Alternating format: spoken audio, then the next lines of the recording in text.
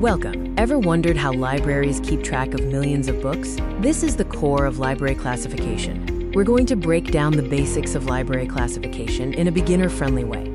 Ever walked into a massive library aisle and wondered, how do they know where everything is? Library classification is essentially a super smart filing system for all the knowledge contained within. The main purpose is to organize materials so they can be easily located by staff and patrons. It ensures that all books on the same topic stay together. For instance, cooking books are grouped with other cooking books, not mixed with history or math. Each item receives a unique code called a call number. This code tells you both the physical shelf location and the subject matter of the book.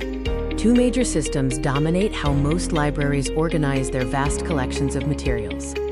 First, the Dewey Decimal Classification system uses numbers, like 641.5 for recipes. You often find Dewey in public and school libraries. Second, the Library of Congress classification uses letters and numbers, such as TX 714 for cooking. This is most common in universities and large research libraries. Now you know the magic behind library organization. Thanks to proper classification, you can easily browse related books and discover new areas of interest. Next time you're in a library, thank the call number and find your next great read.